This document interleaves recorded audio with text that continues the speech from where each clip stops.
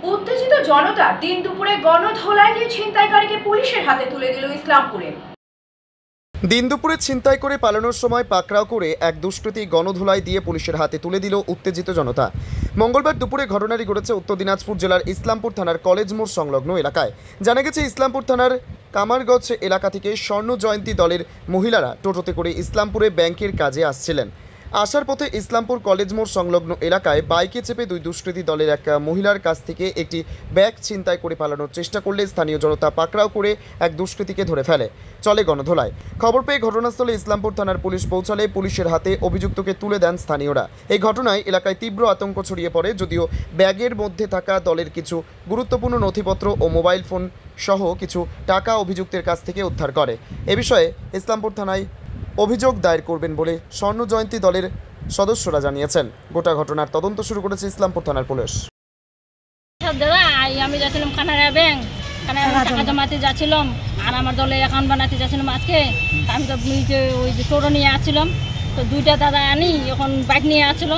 আমার পিছা কোথাও দিয়ে করেছে আমি জানি না, পিছা করে আসছি আমি জানি না। আমি তো টোটো নিয়ে আসছি, আসার সময় ওই যে আমার ঘোরত আসে বাইক হঠাৎ করে ব্যাগটা ছিঁড়ে নিয়ে চলে যাচ্ছিল। তারপরে একটা মালতী কাটা ছিল, আমি তো খুব কান্দা কাটা করছিলাম নি টোটোর মধ্যে। তো বাইক মালতী কাটাগুলো আসছিল না, ওরা পিছা করেছে, পিছা করে ওকে ধরেছে। একজনকে ধরেছে? হ্যাঁ, একজনকে ধরেছে। কত টাকা ব্যাগে কত টাকা ছিল? 1000 টাকা ছিল। ব্যাগে 1000 টাকা ছিল? 1000 টাকা ছিল, আর একটা মোবাইল ছিল, আর যে দলের আমি অ্যাকাউন্ট করতে চাইছিলাম না, ওর ডকুমেন্ট গুলো। সেগুলো পেয়েছেন? টাকাগুলো দিয়েছে কি? সেগুলো পেয়েছেন কি? হ্যাঁ, পেয়েছেন। একজনকে ধরেছে, ঘটনা কোথায় ঘটছে? আমি তো জানি না জায়গাটা। তোমার চিন্তা হয়েছিল? পুলিশ কি নিয়ে আসছে ওকে? হ্যাঁ, পুলিশ নিয়ে আসছে। এখন থানায় কি ওর নামে এফআইআর করবেন? হ্যাঁ, এফআইআর করবো। কত বন্ধুরাকে তো ওরা খাচ্ছে আমি জানি না। এরকম যদি ছেড়ে দিই, আজকে যদি ওকে ছেড়ে দিই, তো কত লোকজনের মধ্যে খাবে জানি না। ইলেকট্রিক শকে সাগরদিঘির তরুণ শ্রমিকের মর্মান্তিক মৃত্যু, ভেঙে পড়েছে গ্রাম ও পরিবার। চেন্নাইয়ে ইলেকট্রিক শকে সাগরদিঘির তরুণ শ্রমিকের মর্মান্তিক মৃত্যু, ভেঙে পড়েছে পরিবার ও গ্রাম। চেন্নাইয়ের কাশপাপুরামে রাজমিস্ত্রির কাজে গিয়ে অকালে প্রাণ গেল সাগরদিঘির এক তরুণ পরিযায়ী শ্রমিকের। মৃতের নাম ইমরান শেখ, বয়স 28। পরিবারের একমাত্র উপার্জনকারী এই যুবকের অকাল মৃত্যুতে আজ দিশেহারা তার পরিবার। স্তব্ধ হয়ে গেছে সমগ্র এলাকা। স্থানীয় সূত্রে জানা গিয়েছে, সোমবার সন্ধ্যায় দিনভর রাজমিস্ত্রির কাজ সেরে বাসায় ফেরেন ইমরান।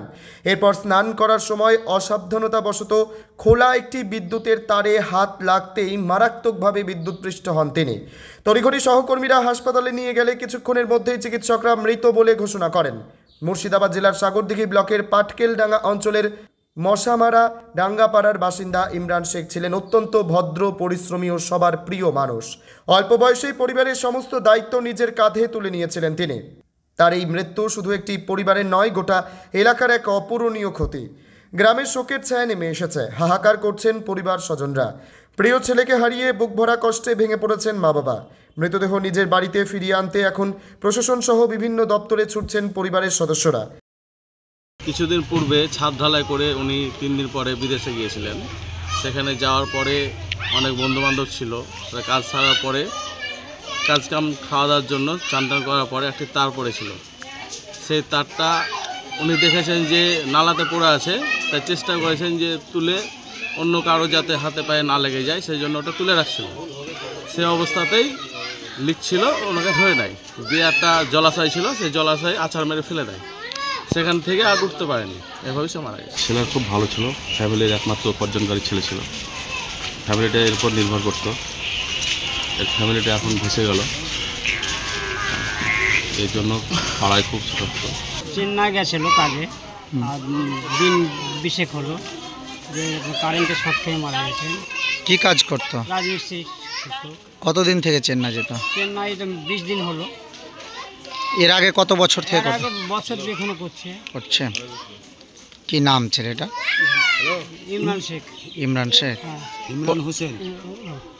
পরিবারে কে রয়েছে? পরিবারের স্ত্রী রয়েছে, মা বাপ রয়েছে, বাচ্চা কাছে নেই। পানিতলা থানার পুলিশ শিবনগর ঘাট থেকে 4 বাংলাদেশিকে আটক করল। কার্যত তারা অবৈধভাবে ভারতে প্রবেশ করেছিল। রানীতলায় গ্রেপ্তার 4 বাংলাদেশি নাগরিক। গতকাল রাতে রানীতলা থানার পুলিশ শিবনগর ঘাট এলাকা থেকে 4 বাংলাদেশি নাগরিককে আটক করে। তারা অবৈধভাবে ভারতে প্রবেশ করেছিল বলে জানা গেছে। আটকদের নাম আল আমিন শেখ বয়স 29, সাব্বির হোসেন বয়স 21, মামান আলী বয়স 19 এবং মোহাম্মদ বিপ্লব বয়স 27। সকলেই রাজশাহী জেলার দামকারা থানার বাসিন্দা। আজ তাদের লালবাগ আদালতে তোলা হবে এবং পুলিশ হেফাজতের আবেদন জানানো হবে। আনন্দপুরে একটি গেস্ট হাউস থেকে লুধিয়ানার বার ডান্সারের দেহ উদ্ধার। হাসপাতালে নিয়ে যাওয়ার পরে তার মৃত্যু হয়েছে। আনন্দপুরে একটি গেস্ট হাউস থেকে এক মহিলার দেহ উদ্ধার। মহিলা পেশায় বার ডান্সার, বাইপ সংলগ্ন একটি বারে কাজ করতেন। বাড়ি লুধিয়ানায়। বন্ধুর সাথে গিয়েছিলেন ওই গেস্ট হাউসে। ওই মহিলার অজ্ঞান অবস্থায় পড়েছিলেন গেস্ট হাউসের রুমে। টাকা হাসপাতালে নিয়ে যাওয়া হোক, সেখানে মৃত্যু হয়েছে তার। গত রবিবার শ্রেয়া বর্মা, তার এক বন্ধু তপসিয়ার বাসিন্দা, তাকে সঙ্গে করে এসেছিলেন রাত 10টা নাগাদ। গতকাল সকাল 9টা নাগাদ তার বান্ধবী অসুস্থ হয়ে পড়েছেন, এমনটাই গেস্ট হাউসে জানান। যাকে যখন হাসপাতালে নিয়ে যাওয়া হয় তিনি অচৈতন্য অবস্থায় ছিলেন। তারপরে হাসপাতালে তার মৃত্যু হয়েছে। স্টেশনে চলন্ত ট্রেনে উঠতে গিয়ে প্রাণের ঝুঁকি, রক্ষা পেলেন আরপিএফ কনস্টেবলের তৎপরতায়। পুরুলিয়া স্টেশনে চাঞ্চল্যকর ঘটনা। চলন্ত ট্রেনে উঠতে গিয়ে প্রায় প্রাণ হারাতে বসেছিলেন এক রেলযাত্রী, কিন্তু মুহূর্তের মধ্যেই কর্তব্যরত আরপিএফ কনস্টেবলের তৎপরতায় রক্ষা পেল তার প্রাণ। সিসি ক্যামেরায় ধরা পড়েছে সেই দৃশ্য। দেখা যায় গোমো চক্রধরপুর মেমু এক্সপ্রেস ছাড়ার সময় অসাবধানতা বশত পা ফসকে পড়ে যাচ্ছিলেন ওই যাত্রী। ঠিক তখনই দৌড়ে এসে তাকে টেনে তোলেন আরপিএফ কনস্টেবল। ট্রেনের গার্ডও বিষয়টি বুঝতে পেরে সঙ্গে সঙ্গে ট্রেন থামান। পরে সকাল 10:27 নিরাপদে নিজের গন্তব্যের পথে রওনা দেন ওই যাত্রী। এক মুহূর্তের তৎপরতায় বাঁচল অমূল্য প্রাণ। দেখুন সেই চিত্র।